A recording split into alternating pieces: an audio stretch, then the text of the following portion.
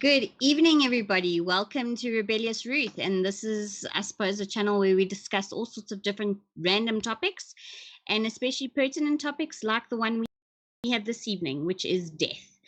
So I'm proud to say I'm very glad to have the joking atheist with us this evening joining us. So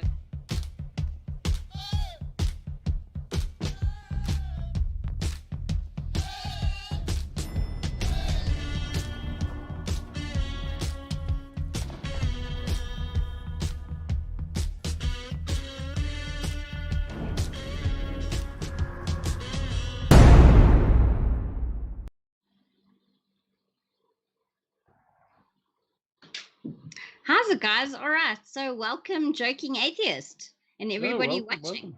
Thank you. Thank you for the invitation. What an interesting topic we're going to be doing. Interesting indeed, from all walks of life. I looked, and behold, an ashen horse, and he who sat upon it was named his Death. An ashen horse. So yes, so what does death mean for you? Or should I rather start with why I started thinking about this and get into it like that? I think tell me, what made you think about it? Why did you want to have a conversation specifically about death?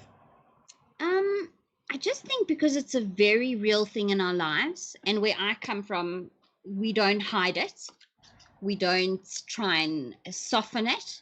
It's a very real experience where we literally, from attending the funeral with no frills, it's part of our lives. It's part of, and I'm of the Jewish faith, and it's just something that I don't believe, especially now with everything that's happening, we shouldn't be hiding, like scared to speak to our children about it. You know, you get parents that, oh gosh, the hamster dies, and then the child's at school and they're like, oh shit, we got to quickly sort that out, and they spend the rest of the day looking for a hamster of the same color and putting it back in the kid's thing so that the kid won't have to deal with the idea of death.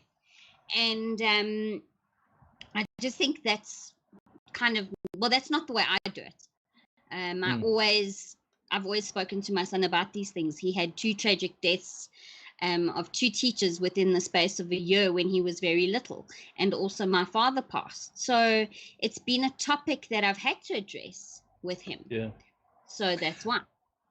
So maybe I can ask you, when was your first encounter with death, and when you first heard about it, what did you think and what were you feeling? So I'm not such a stranger. So when I was 10 years old, my brother passed away. He was killed tragically in a motor vehicle accident. And I actually do believe that he even visited me in a way. I think I felt a presence at one stage, and I actually said to him, okay, look, I'm not comfortable with this. You need to leave. And I said this, and I never felt the presence again, whether I imagined it or not. But I believe from 10 years old. So I wasn't, it wasn't something that I never experienced. And with my dad passing, for me, it was a blessing because he was old and he was fragile and his mind had already left him and he just was suffering. The fact that he passed was just a blessing, because to suffer on is just not cool. I just want to say how's it to everybody in the comments. So how's it, Amy, Cameron, Pet Zoo Film Crew, you, Pink Pastel Roses, Oliver Ninja Korea is here. Hi. And so welcome everybody. Hope you can join in the discussion. Hello, all you 100,000 viewers. 100,000. 100,000.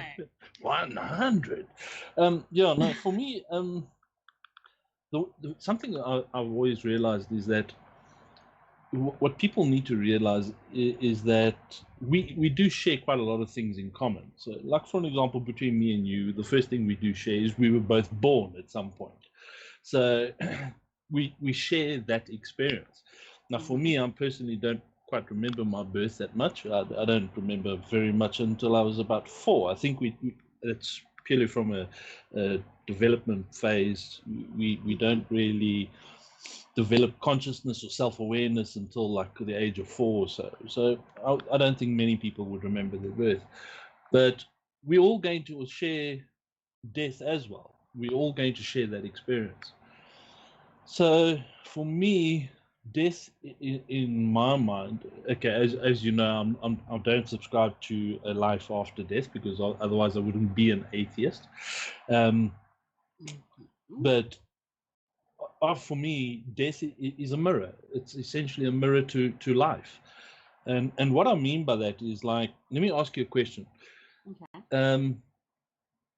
Have you ever in your life sat and thought to yourself, when you die, if you could control your death, you could control when, how, what you'd like to see at your funeral, what you'd want people to think. Have you ever sat and had that like little thought experiment to yourself? Not exact, no. I can't think I have, but I have like, you know, some about, people would think, oh, what would people want to say in their eulogy, you know, about them, sort of thing. So, you know, people do tend to want to think about those type of things. Correct. Okay, so let me ask you a question. If you could control your death, what would you expect out of your death? So what I'd want for myself is, obviously, I think a quick death would be great. And I actually said this to my son today. We come into this world alone and we die alone because we don't know anything else. And there's actually a book that I realized I've forgotten. It's on the side of my, it's called Autopsy by Professor Ryan Blumenthal, who is a pathologist. And he speaks a lot about, obviously, death. And he just says that 9 times out of 10, a person, they find most people in the bathroom, which is kind of a, and I mean, you've got a medical history of, you're an ex-paramedic. I suppose you never stopped being a paramedic. Look, I mean, people obviously die in various places. You know, one of the common ones, especially for men in particular, is usually a toilet, for a number of reasons. But it does, more often than not, you would find a male having a heart attack or some kind of issue on toilets. So you tend to spend quite a lot of time dealing with death in places that you wouldn't want to deal with it. But that's really, you know, secondary to what my line of thinking is. My line of thinking is like, if I die today, what would I want? I'd want people to sit and think, you know, geez, that guy was really a great guy. He tried his best to do what he could. He tried to offer as much as he could to the people around him and create value to society as a whole. I think in those type of lines. And if I could control the time, I would love to live a long, prosperous life, have grandchildren and so forth, and see my next generation. So, you know, those are like my goals I would love to achieve. So if I could control my death, I think I would expect that. Now, going back to what I was saying about earlier, is that I think death is like a mirror, is because we're all going to experience it. And it's when we die, people are going to react to it in different ways. Close family members may experience sorrow, some may experience joy, or, you know, just depending on how you lived your life. You may be remembered for things that you did. You may not be remembered for things that you haven't done. So essentially, you know, your death is, you know, they like to say, when you die, you're going to see your life flash before your eyes. I think that's pretty much what is going to happen, not to you personally, but to the people around you, the people that were involved in your life. Then to sort of sum up my thinking of that death is essentially a mirror to your life, is, as I asked you, if you could control your death and what people would want and think, the first thing you need to realize and to understand the reality is you have no control over that. You can't control when you're going to die. So, but you can control what people think, and you can't control how you can influence other people. So you have this life to do it. and you only have these hours to do it in. Correct. So Correct. Now, that's kind of my thinking in terms of death. And your thinking is not far removed from my system of belief, because on looking at this topic, I went and listened to a couple of sage words from various authorities on the matter from my religion, and that's what they say, that there's no ending. Actually, there's not a finale as such, which I know is different to what you're saying, but it's another page, and it's also, it's about the limitation of this time we have here. That's the death. And no, you don't believe that the soul lives on. So can I ask you, do you believe in reincarnation?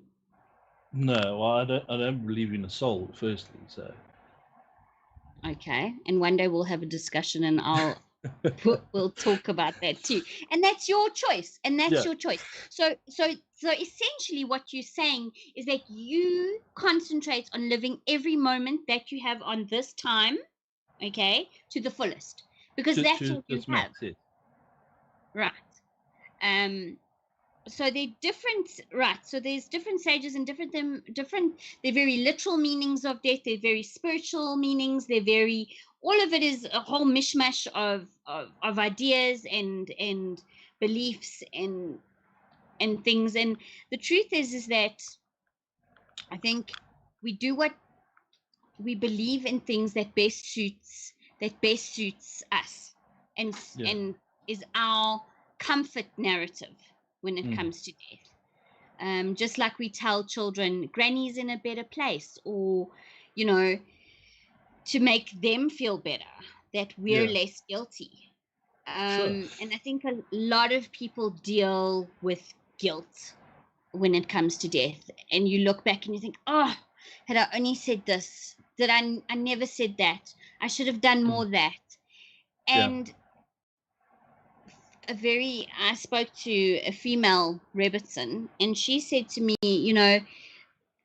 we can't keep whipping ourselves when it comes to death. We can't keep saying, oh, if only, if I this. The trick is, or the idea is that you celebrate their lives now. So if you're doing, or you want to do something good, whether it's to feed or give food to an animal shelter, or it's giving charity to an orphanage, or even to the beggar on the street, or whatever. Yeah. You remember that person and you say in your mind's eye, I'm doing this for the benefit of you. See, in my context, I definitely believe there's a soul, which is very different to you. But I'm saying it's similar, because yes, there is a mirror there. Yeah. I get it. I get what you're saying. Let me ask you a question. If you believe that there's something that goes on after your death, what motivates you more in this terms of, you just spoke about,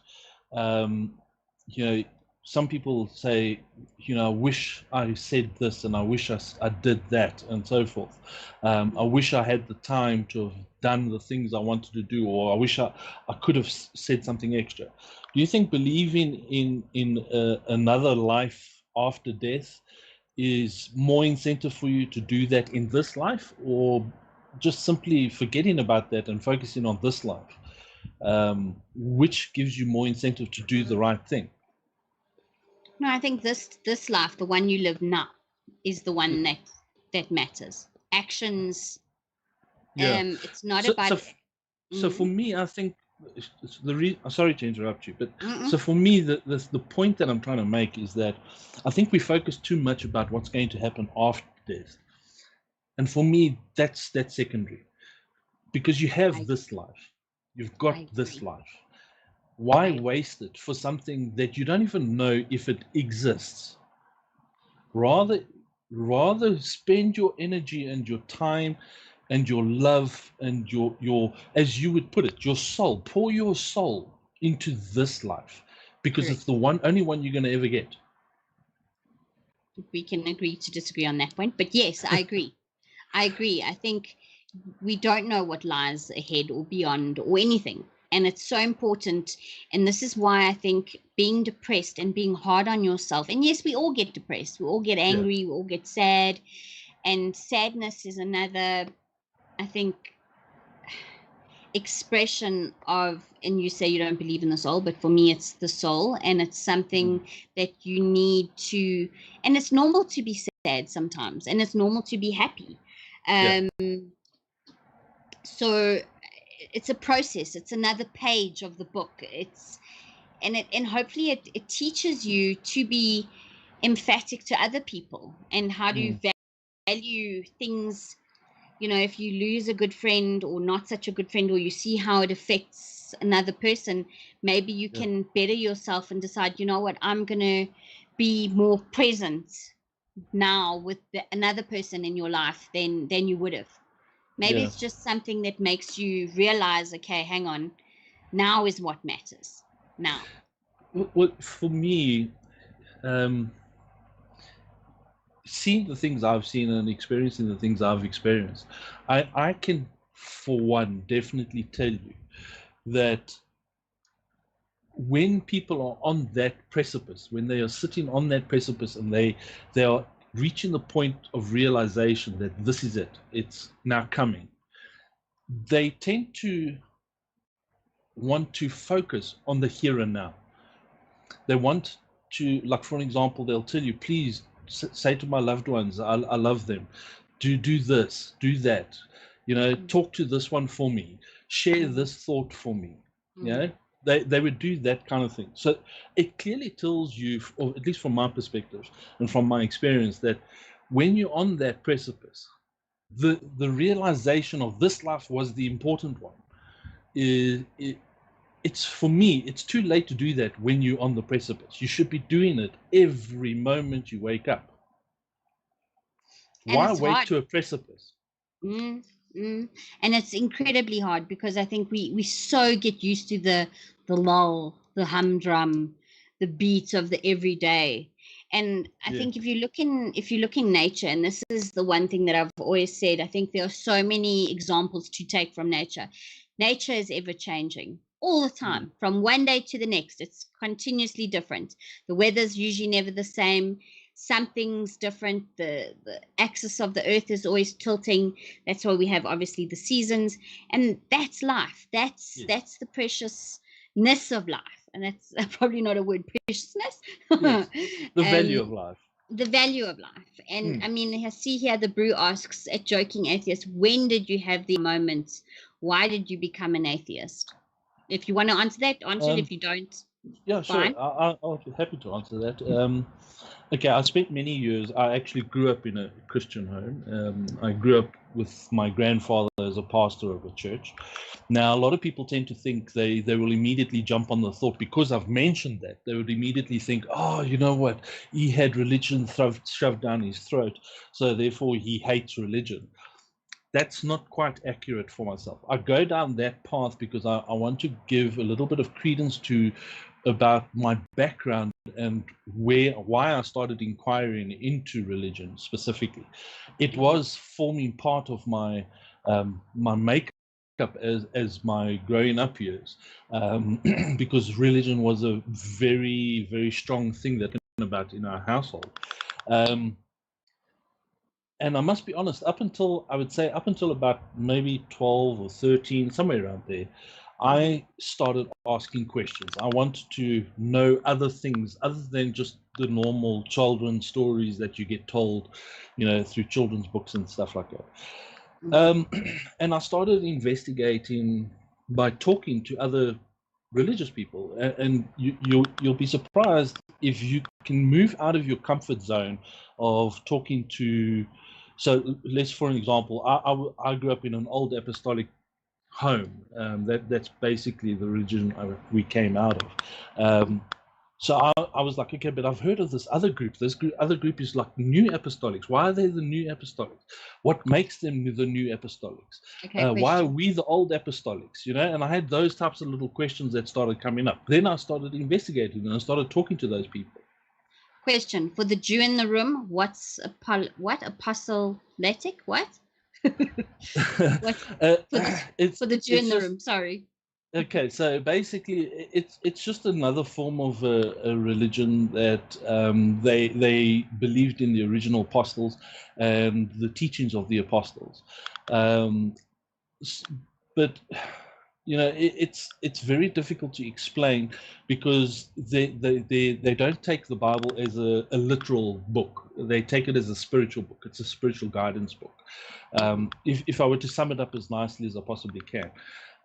So the old apostolics, like for an example, don't believe Jesus broke bread and fed 2,000 people. They see that as a metaphoric discussion of saying he broke bread as in knowledge. He shared his knowledge with 2,000 people, and he was able to fulfill their inquiring minds, their souls, with the bread of knowledge. So that's sort of like the thinking of the old apostolics, line of thinking. But Like then a the new metaphysical apostolics, sense. Sorry. yes, but the new apostolics came along and said, no, hang on, but there's a lot more in the Bible that's a little bit more literal, and they wanted to incorporate that. So, and that's why you ended up with the new apostolics. And then I started investigating other things. I mean, I went like full out, and I started investigating Mormons and Zionists. I even got involved with Zionists for a while, and just to cut a really long story short, essentially over time, I decided, well, look, everybody that I speak to, I keep getting different stories. I keep getting different beliefs. I keep getting different opinions. And even within the same congregations, I get different opinions. So I could talk to two different people in the same pew, and they would tell me different beliefs. So I realized, look, I can't rely on other people to tell me what it's all about. So let me try and investigate it myself. Let me read the Bible. And I actually sat down and I read the Bible. And I went through it the first time, and I was a little bit shocked, I must be honest. I experienced quite a bit of shock about what I discovered in the Bible. And then I thought to myself, no, maybe I must have misread this book. It's actually quite a terrible book. Let me try and read it again. And I read it for the second time. And the second time around, I discovered there's a lot in the Bible that you don't hear about on the average day-to-day sermon. And slowly, as time progressed, I started getting into like little Bible studies and things like that. And as time progressed, the more I investigated, the less I started believing. To the point where I think I was about 16, 17, where I just like, no, I'm done. There's no evidence for it. There's no precise answers for it. I've reached out to God. I've prayed. I've asked. I've called out to Him. I've done everything I can to investigate this specific subject. And my logical mind wouldn't allow me to continue a belief in a religious system. So, and that's pretty much when I became an atheist. Okay. Brew, are you happy with that answer? So I see Carl says, too many questions, not enough answers. So for me, I think that is so important. It is so important to ask questions. Like so important because the problem is not so much that there's no answers. The problem is that you do get answers, but the answers that you're receiving is completely non-explanatory. It has no power of explanation. And when you start realizing that, then it's not a far leap to start realizing that you hold beliefs for unjustified reasons.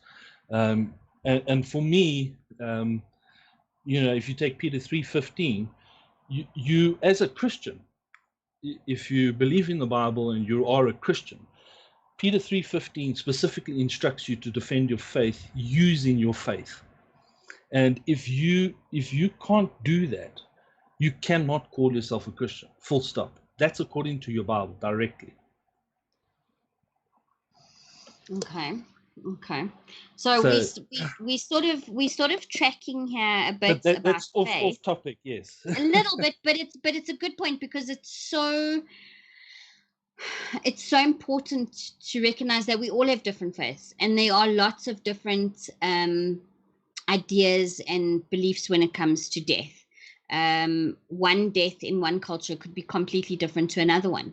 For instance, obviously, look at the Norse and the Vikings. They used to burn, and the Greeks, I think, they used to burn their dead on altars, where in the Jewish belief, we don't cremate at all. In fact, it's not allowed. We bury. Is there a reason why that is? Pardon? Is there a reason for that? There's the whole, I suppose you could say, the scripture idea that, and this is going to sound completely crazy, okay, to a lot of people watching, but there's the whole belief that you will come back, and whether it's a metaphysical idea or not. Look, I'm not a rabbi, so I cannot answer exactly to what I suppose the correct answer is, but because there's such a so this is what so if you don't believe in a soul, okay, so let's say your time on this remember, earth, I may not believe in it, but it doesn't mean your version, because a lot of people don't understand this about atheism, because in South Africa there's a misperception about an atheist. An atheist, they automatically think it's somebody who does not believe in God. It's not quite an accurate description for what an atheist is. An atheist is somebody who doesn't believe the claim that there is a God. That is essentially what an atheist is. So to give you an analogy, I'm sorry to interrupt you, but I need you to understand it so that I want you to speak freely. So to give you an analogy, think of like a marble machine. If you have a marble machine and inside there are, I don't know, a whole bunch of marbles, and you and I both stand next to the marble machine, and you look at me and you say, you know what, Chad, I've looked at this marble machine, and inside there is an even number of marbles here. And I know you've had no access to that marble machine. You haven't been able to get in there. And I know there's no way you could prove that even is what it is. So atheism is the rejection of the claim that you are saying that it's even, or you are a theist. You are making a theistic claim. So it's just the rejection of that claim. But I'm also agnostic. And the reason why I say I'm also agnostic, because a lot of people believe you can't be agnostic and atheistic at the same time.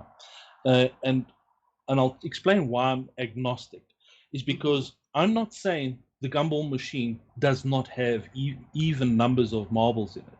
I don't know if it has even marbles or if it has odd number of marbles. I don't know that answer. But I'm just rejecting that you are claiming that it's even because you haven't presented me sufficient evidence for it. So in other words, I'm saying there's a possibility. Maybe there is a God out there. But currently, as people speak to me, there isn't sufficient evidence for me to warrant the belief in it. All right. So and that's your freedom of choice. Yeah, that's and I don't have an issue with that, and I'm not here to convince you otherwise. I just wanted to discuss it. Yeah, sorry to interrupt again, but just all I wanted to say, and the reason why I'm saying that to you is because when you say you know I don't believe in a soul, you must understand I don't believe your claim in a soul. That doesn't mean that a soul doesn't exist. I don't know the truth of that statement. So I'm prepared to listen. And that's why I think of myself, I like to call myself a soft atheist, because I'm prepared to listen to other people. Because you get really hard atheists out there, people like Richard Dawkins and so forth, who would turn around and call you an idiot and do all kinds of things. And I think that's just terrible. It doesn't really help the conversation any further. So what I do is I rather just listen to what you have to say about the soul, and show me why it is you believe that. And if I think you have sufficient cause to believe in it, then I have no reason to stop you from believing in that cause. Okay. So yeah. Anyway, so that's just me saying to you, you must feel free to talk about souls and whatever as you wish. All right, fine. Thank you, sir. And I think we all have a version of that story in us and for ourselves. So what I wanted to impart just from my experience, so I dealt with the death of my brother, and we had a Christian service, okay? My grandmother so half of my family are Christian, half of them are not. And yes, I think there are even some atheists in there, some Jewish ones. But anyway, if that's even possible. But back to the death. So what's incredibly humbling for me is that my experience of death has been a very real one, in that there are no frills. Everyone, I don't think children under the age of 12 are generally, you can bring a child to the grave, so it's not like you won't be allowed to, but it's not something that we do freely. Because they say that you get a like an evil eye of almost like people that maybe they've lost a child, and now there's a child they can't handle that young presence there. It's just too much energy, too much emotion. And that doesn't mean we don't allow children, it's just not necessarily done. But our coffins are not fancy. Whether you're king or whether you're peasant, you all get a pine box. There's no fancy funeral outlays. We make a headstone. If the family can afford a decent headstone, that's fine. And all engravings are usually in Hebrew with the Hebrew name. Every person has, so as the years have gone, you've had like a traditional name, a more accepted name. Like my English name would be Ruth, but in Hebrew it would be Rus. It would be Ruth or Rus, depending on how you pronounce it. But it's a very real thing. And even so, when my father passed, there's a room, first the body. Okay, so from the beginning, you get the phone call, and it's immediate. We bury the same day if possible. We don't wait, we do it immediately. During the day, not at, I think in some places they do, I think only in Israel they bury at night. I may be mistaken, but anyway. So, and then you actually see you go into a private room and you don't see the body. I don't think you can see the body, but you basically are given time to say what you want to say. And it's usually a very hectic, because you spend time with the coffin. And that's usually you hear a lot of emotion coming from that room. Anyway, and then the people go out and the closest family members walk behind the coffin, and every person in the community, usually family and friends, whatever, help carry and walk with the coffin to the grave. Also, all the men help in assisting to throw earth once a eulogy is given, or the service in which the basic prayers recited that we are all born fallible, no one is perfect. And I think that is so poignant, because if someone dies, they all try to say what a great person they were, how good they were, everything's good.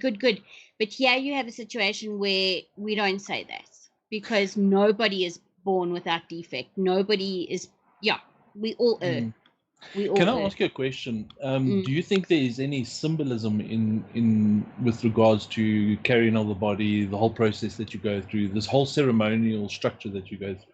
Do you believe that there's any symbolism, any meaning behind it, or is it just no, definitely a way of just doing your funeral? No, I think by dealing with it face on. Okay, we also, depending on the person who's passed, we for a parent, you mourn 7 days. I think for most people you mourn 7 days. We also cover all the mirrors in the house. You don't sit on a normal chair. You sit either on the floor or on a low seat. So most people pull their cushions off their couches and you sit on the basic spring of the couch. And it's a very, you don't bath, you don't wear leather. You actually, at the graveside, you can actually come to the funeral in leather, like leather shoes. And once the body is in the grave, you take off your leather shoes and they actually rip your clothing. When you're saying goodbye to that body in the room, they actually tear your clothing. So what do you think they're trying to tell you? Or, what is the message behind doing that? Or is it just something you have to do? The message is to mourn, to actually let yourself feel it. Mm. Let yourself feel the absence of that person, you know. Just let it wash over you. I mean, I know with parents, when they pass away, we don't you don't shower for a whole, you don't cut your nails, you don't trim your beard. If people grow beards, some women grow facial hair, no. You don't bathe. Obviously you can wash your hands and your feet, and you can use a facial cloth if it's, but you generally don't bathe, as in, because bathing is like luxury, like a bath. Yeah. I mean, there's nothing But better than have you having a ever asked yourself, why am I not bathing? Well, because also when you're in a state like that and you've just lost your best friend or your most important person in your life, you're not in that space. You don't want to pamper yourself. Some people feel numb. Some people feel completely like their life is over, because So they will you not have. think things like bathing and so forth is distractionary from what, celebrating the person that's just passed away? It's in the process of healing. Remember, and it's also remembering the person so we believe that the soul doesn't just, because we bury immediately, we believe that the soul is still, when it's out of the ground, the soul is still connected to the body.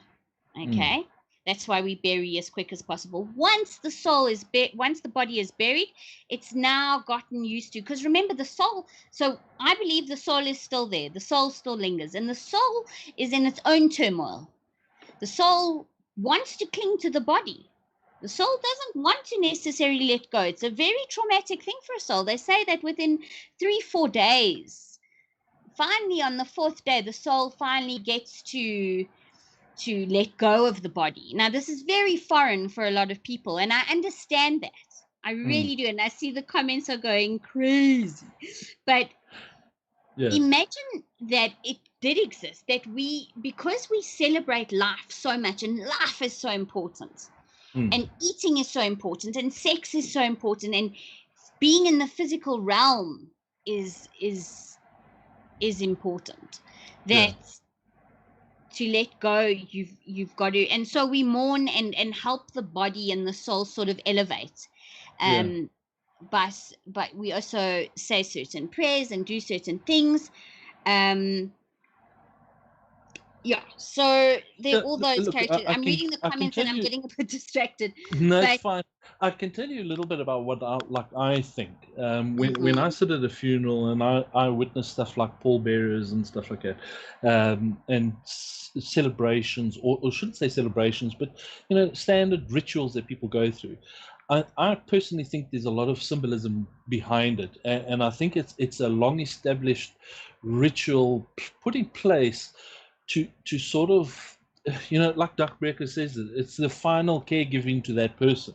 Like, for an example, to give you an example, your mother carries you for 9 months, and then she gives birth to you, and that's the beginning of your life. Now, when you die, you have pallbearers. And the pallbearers are symbolic of the society supporting you for that final step in your life, that final step, that the closing of your life, the shutting down of that life. And that's why I say death, in my opinion, is a mirror. It's a mirror of your life. It speaks to who you are, what you're about. Did you impact anybody's life? I'm pretty sure most people would dread the day that, or knowing that if they passed away, there would be like nobody in their funeral, nobody looking at them, nobody giving a damn who they are. Nobody that I know of would actually want something like that. And you would only achieve something like that by doing nothing in your life. You'd have to be remarkably different to a normal person to be able to achieve something like that. But you could also do the reverse. You could have a lot of people at your funeral. You could have an impact on a lot of people's lives. You can do more than what the average person does. And you can have people celebrating your life and remembering you. That is your legacy. That's the only thing that you're going to be able to take or they were going to be able to take away from the situation, is the legacy of what you represented. I'll give you an example. What I'm talking about is I think my father spent most of his life in the Air Force. He was a military man, and he believed very much in his country, and he basically fought, bled, ate, shit, breathed the uniform. That was his life. And when he died, he had a literally a proper military funeral, and it represented what he stood for. And I think that was the symbolism that stood for me. It stood out like a sore thumb. It showed me, your death is a representation of what your life is. Yeah. No, I think, and that's fine. I mean, I think it's important to celebrate someone's life, and so it's called a mitzvah, a positive commandment. When someone is mourning, people are supposed to visit. People are supposed to bring food gifts, and usually you bring something round like a cake, or some people bring like a dish. A simple dish would be boiled eggs, because we believe it's a circle of life. It's a journey. It's not something foreign. It's not something we don't deal with. And this is just what I wanted to impart tonight. And with the stuff that's happening in the world, and all the time, not only now during this pandemic, all the time, people die all the time, and people are born all the time, and it's a continuation. And I think we must, like you were saying in the beginning, we have to celebrate the now, this time now. We have to do good. There's so many comments I want to do. So many people are saying they agreed. Brandon say he agrees with you. The Bruce says he wants a Musa party when he dies. And me too. Amy, I can tell you what I want. I want Jim to draw me a cartoon for my death, and Amy to dance on a pole, and you can bring all your Jewish friends with you. Okay, sure. They're not. I don't have that many Jewish friends, I might tell you. But I'm just teasing. No, I know you are. But look, I mean, we've been talking about deity, but there's also the reality of death as well. And the one thing I do want to speak about, if you don't mind me interjecting here, is I really do believe that also the other thing. I mean, yes, there's a lot of symbolism and there's a lot of ritualistic stuff that goes on, but also there's the reality of death. And the one thing is that I cannot abide is parents or people who don't prepare for it. And what I mean by that is when a parent passes away and they've made no preparations, and the kids are scrambling around trying to figure out, where are the funeral policies? Where is this? Where is that? How do I discover all this stuff?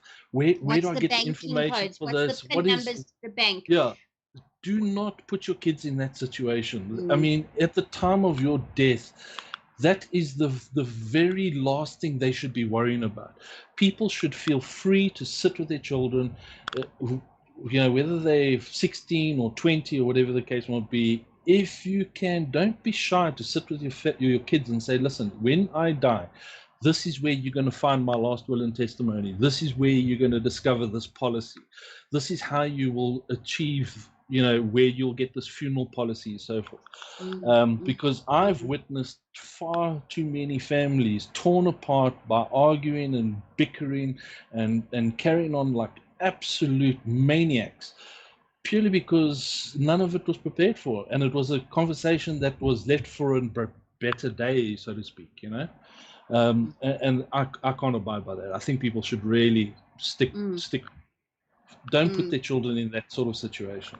No, definitely, and have a plan and discuss it with your partner. Even a living will, where so often I'm going to have someone on who had a massive brain injury next week. Her life changed completely. I mean, what happens in a case like that where the person's not able to function again like they did? What happens to them then? And I think, and getting back to, the guilt feelings, because I think so many people have this feeling of guilt, not the soul, not the person that's died. Forget that. I'm talking about people who remain behind. Okay. This is an idea, is to decide, okay, every Friday I'm going to go and visit the little old lady on the corner and I'm going to take her some biscuits. Yeah. And when you do that, an example, you're going to say, this is for you, Mom. This is in honor of you. This is for remembering you. And in a way, it sounds silly now, but I think there's peace. It brings a certain, you're doing good and uplifting. I feel so sorry for the elderly at the moment. I actually saw an old man. We met for drinks somewhere the other evening, thank God. And we were able to meet for drinks. And I bumped into an elderly man and I said, hello, you okay? Blah, blah. And he said, don't I know you? And I thought, oh, okay, like, let's see. And this old gentleman actually knew my dad, and he knew me when I was a little toddler running around wherever. And I gave this guy comfort, and he took my number, and now I message him a little good morning message in the morning, and maybe it makes his day just a little bit better. You have no idea who's suffering out there. No, none. There's plenty of people suffering out there, and you may be sitting next to one at the very next restaurant that you're sitting at. You just never know. But look, with that, I still say, all to the prepare for as much as you possibly can, and don't hide death from, in particular, your kids. Don't hide it from them. Don't make it something that's scary. Because the reality is, I said to my dad, I said to him, I remember we had a conversation one day. It was like before he went off to one of the border wars. I said to him, what happens when you die? What's going to happen? And it was just my inquisitive mind asking, does he know what will happen should anything happen to him? What is going to happen to him? And his answer to me was, my boy, I don't really care what happens after death, because I wasn't worried about what happened to me before I was born. I didn't know what I was like before I was born. I didn't think of anything then. And he, at the time, didn't think anything was going to happen to him after death. So his point to me at that time was that it's something your focus should be on the here and now, not on the afterlife. The Correct. Afterlife, you'll worry about the afterlife when there is an afterlife and you go to that afterlife. Worry about it then. Don't terrify your kids by saying there's horrible hells for them to go to, and they're going to suffer and things like that, because the reality is death. There is no suffering. When you're dead, you feel nothing. There is no feeling. I mean, if you get put under anesthetic and you come out from that and you say you feel something, or you thought something, or whatever the case might be, it does happen. Don't get me wrong. I don't believe that it never happens, that there are people that go under anesthetic and don't experience anything, but the vast majority don't experience anything. So, but what's important is what happened before and after that point, and that's why for me, death is something that we shouldn't be fearing. Just be prepared for it, because we're all going to share that experience at some point. No, for sure. In fact, most of us already have.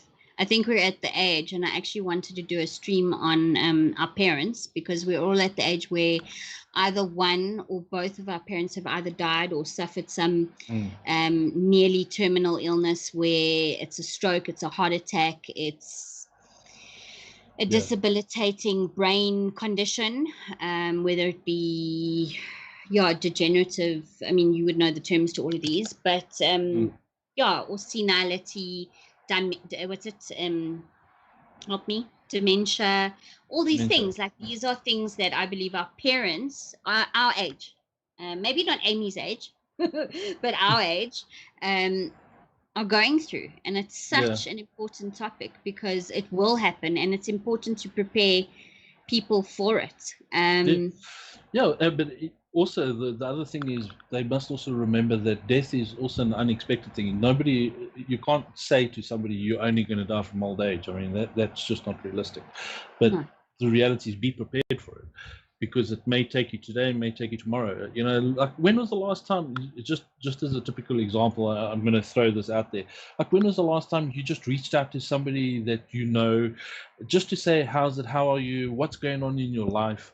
You know, we do too little of that, and too much of worrying about, you know, ourselves and, you know, what's going to happen to us tomorrow and so forth. If we just spent a bit more time just reaching out to other people, chatting to the people that are around you, making differences in people's lives, you will Correct. be surprised how much reward you actually get out of that. True. That's why I started this YouTube experience, because I wanted to share my thoughts. I know they're all crazy most of the time, but I wanted to get people talking, get people thinking, do what you're saying. If you haven't phoned your gran or your mom or your dad or whoever, phone them right now. Stop watching. You can watch it later. Phone someone now. Phone your sister, your brother, your cousin, whoever, and take a chance and phone them right now, or decide you're going to start this in honor of that person. I just think it's so important. And it takes time to heal. It takes time to say goodbye. It takes yeah, it's a hectic thing to lose someone, especially someone that's been a part of your life for so long. But I think it's also okay. So let's say you're struggling to get over the loss, then decide on their birthday and on the day of their death. So usually we light a 24-hour candle, and I have one here. Okay, it's called a yahrzeit candle, and on the day of their death, even some light on birthdays, we light it. And we say Kaddish, which is the mourner's prayer. And basically we just let the candle glow and be, and knowing that it's almost like symbolic, like that person is with us again in our homes. And just doing that helps sort of alleviate pangs of sorrow and pangs of remorse and guilt, and yeah, it's just healing, I think. It's like and the light of remembrance. Yes, you know, it's not so much about lighting the candle, it's more about just remembering them on that namesake day, sort of thing. Yes. So Pink Pastel Roses had just said something where Amy said, I don't know what Amy's, maybe living on earth is hell. So let's think, what if, now this is almost a philosophical weird discussion. What if I told you, what if we finally discovered that there's no heaven? What if? And I know it's a huge belief for a lot of people that, yes, no matter what we do, we'll be able to sort it out and we'll just go to heaven and shanana. What if there is no heaven? What if? Just like you're an atheist questioning whether there's a soul. What if there is no heaven? What if this life is about living it to the fullest and being responsible? And like Amy's, living on earth is hell. Yes, it could very well be. But well, let me give a response to Pink Pastel with regards to that. Maybe hell is earth, but has he ever, or she ever, thought that perhaps hell is whatever it is you create it to be? Hell is, in my mind, is the experiences that you're going to create, and you can have either good experiences or bad experiences, and we are all going to experience good ones and bad ones. But some of us turn lemons into lemonade, and some of us don't. You know, they'll just keep on chewing on a sour lemon. True. Very true. It's yeah. Hell, in my mind, is something that you create for yourself. If you think hell is already on earth, the only reason why you would be thinking that is because you're looking at all the horrible things about life. And sometimes you don't have a choice. I don't deny that. I think media plays a very big part of making us think that we're in a really, really terrible place. But on the vast majority of things, I mean, I step outside of my house and I look around my garden and I carry on doing my own thing. I spend time with my family. And then I realize, you know, if you put aside all the media and the crap and the shit that's out there, life's actually not that bad. There's quite a lot of good in it. And the trick is to discover that good. I agree. And I'm sorry you that could turn earth to heaven if you wanted. I don't know. I'd prefer. Look, I have my challenges. Maybe, and we all have our challenges. So I have a theory about what hell is. I believe hell is looking at your life, having your life play over, and being shown how you could have changed the opportunity you were given to a positive. How you could have flipped it on its head. I just hit myself in the nose. But do you understand? Like how you could have taken that situation or that reaction that you had and completely changed it around. Yes. I agree. And that is hell. Not seeing the opportunity you had, but you didn't take it. You didn't take it. I agree. That would be total hell to try and experience something like that. My hell. Yeah. Yeah, that would be my hell. But here's the thing: when it comes to speaking of hells and heavens and being good and being bad, the reality is you'll be surprised how much control you have over your own life, and if you wanted to really change things in your life, if you're motivated enough, you can achieve pretty much anything you want. But if you aren't motivated to do it and you really don't want to do it, you're more than likely not going to do it. And you're going to continue seeing negative. Negative attracts negative and positive attracts positive. That's the way I see it. Well, I hope our viewers and the people watching the show from here on out will hopefully gain something from this. And I'm not professing to know all the answers. I do not have all the answers. And Germ says he's giving us lots of one-liners, but it's falling on deaf ears. Tough crowd. I'm sorry, see the one-liners from last night. Yeah, we don't get daily practice on doing the cartoons thing, so the one-liners are very difficult for us. No, guys, and thank you, Brett, for making a video to subscribe to me, and Carl and Roy Hayes, and Mountain Goat, Elizabeth, glad to see you here. Yeah, everybody, thank you for joining in, and I hope it gives you some food for thought. And I want to say thank you. There are a lot of people said a lot of comments there that I did read. I did spot a lot of the stuff. Some were really good questions, and I think they shouldn't expect us to really answer those questions. I think they know a lot of the answers to those questions already themselves. And if they don't know the answers to it, I'm pretty sure they can discover it if they have the will to want to discover it. No. And if you are going through a tough time, I have to say there are anxiety and depression groups out there. And that's a bit of a downer. But don't give up hope. Don't celebrate the little things. Remember, it's starting small. You can't eat the elephant in one bite. Not a chance. Yeah. Not a chance. Yeah, we're nearly heading to an hour, so I don't want to go for too much longer. But Joking Atheist, thank you so much for joining me. It's a pleasure. And thank everybody you. else Thank you for inviting me, and thank you to the audience, and I hope they enjoyed. And stay well, be safe, and don't take it too serious. Yes, it's a very serious topic, but turn